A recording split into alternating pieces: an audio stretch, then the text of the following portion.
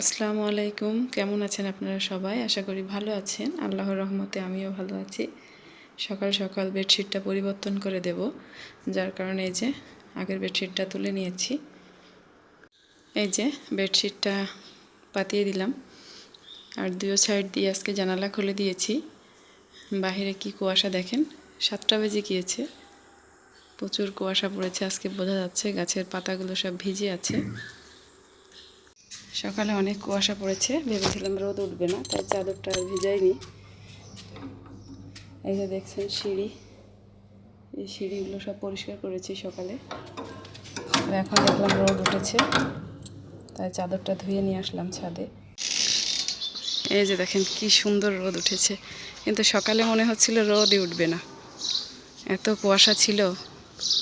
এখন কাপড়গুলো নেড়ে দিই। কাপড়গুলো সব নেড়ে দিয়েছি, আর এদিক দিয়ে এগুলো হচ্ছে কালকের ভিজা কাপড় ছিল, তাই নেড়ে দিলাম। আর এই যে রান্না করার জন্য সব কিছু গুছিয়ে নিয়েছি। এই যে আজকে ভাজি করব বাটা মাছ, আর এখানে দেখেন এটা হচ্ছে ভেতো শাক দিয়ে চিংড়ি মাছ দিয়ে রান্না করব, আর এখানে আছে গরুর মাংস। তো আজকে এতগুলো করে কেন রান্না করব সেটা পরে বলছি আপনাদের। তো এখন রান্না করতে যাই। রান্না করা শেষ করে নিয়েছি। এই যে এখানে হচ্ছে ভেতো শাক দিয়ে চিংড়ি মাছ দিয়ে ভাজি, এখানে বাটা মাছ ভাজি, আর এখানে আছে গরুর মাংস। তো আজকে রান্না করতে করতে ভিডিও করতে পারিনি, তার কারণ হচ্ছে খুব দ্রুত রান্না করেছি। আর জান্নাত জাবিরের আব্বু আসছে আজকে হঠাৎ করে, বাংলাদেশ এয়ারপোর্টে বসেই উনি ফোন করেছে যে আমি বাংলাদেশে পৌঁছে গেছি, এখন আসছি। তো প্রতিবারই উনি হচ্ছে না বলে আসে এরকম। আগে হচ্ছে বলে আসতো, কিন্তু আমার মেয়ে হওয়ার পরে আর ও বলে না, কারণ আমার মেয়ের প্রচুর পরিমাণ রাস্তায় বমি হয়। তো আমরা যদি যাওয়ার জন্য বাহানা করি, এর জন্য বলতে চাই না।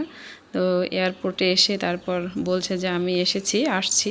তো ঢাকা থেকে আসতে আমাদের এখানে প্রায় 5-6 ঘন্টা সময় লাগবে। দ্রুত রান্না করে নিলাম। আর এখানে হচ্ছে গুড় দিয়ে পায়েস রান্না করেছি। আগে একদিন ভিডিও করেছিলাম যে আমাদের একটা পেজ থেকে গুড় এসেছে, তো খেজুরের গুড়, সেই গুড় দিয়ে পায়েস রান্না করেছি। ওদের আব্বু খেতে পছন্দ করে, রোজা থেকে খাবে কি জানি না, তারপর অল্প করে রান্না করলাম, দেখি খাই কি না। পায়েসগুলো বাটিতে নিয়ে নিয়েছি, এটা হচ্ছে ফ্রিজে রেখে দেব, কারণ সে ঠান্ডা বেশি পছন্দ করে। আর এদিক দিয়ে এই যে আমার আব্বাজান বসে বসে দেখছে, মুখে দিচ্ছি কিন্তু খাবে না। একটু খাবেন? একটু পায়েস খাবেন আব্বা? একটু খেয়ে বিসমিল্লাহ। গুড, মজা। ওর বয়স হচ্ছে 2 বছর 2 মাস, কিন্তু এখনও কখনো ওর আব্বুর কোলেও ওঠেনি বা আব্বুকে সামনাসামনি দেখেনি। ভিডিও কলে যা দেখে, আল্লাহ ভালো জানে কি করবে, আব্বুকে চিনবে কি না, আব্বুর কোলে যাবে কি না জানি না। এই যে দেখেন উঠাচ্ছেন আব্বু, বিছানায় পড়বে, দেখি বিছানায় পড়বে, রাখেন। এদিক দিয়ে সকালে যে কাপড়গুলো ধুয়ে দিয়েছিলাম সেগুলো শুকিয়ে গেছে, তো সেগুলো এনে এখন ভাঁজ করে নিয়েছি। তাড়াহুড়ো করে ইফতারি রেডি করে নিয়েছি। অনেক দিন এই যে ভাজা পোড়া কিছুই করা হয় না, তো আজকে জান্নাতের আব্বু আসবে, সেই ছিল সব কিছু করলাম।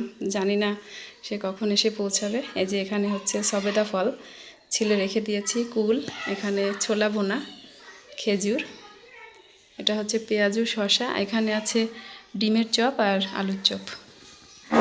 আর এই যে দেখেন আমার মেয়ে বাবার অপেক্ষায় যে ফুল নিয়ে বসে আছে। তো আজকের মতো ভিডিওটা এই পর্যন্তই। সবাই ভালো থাকবেন। আল্লাহ হাফেজ।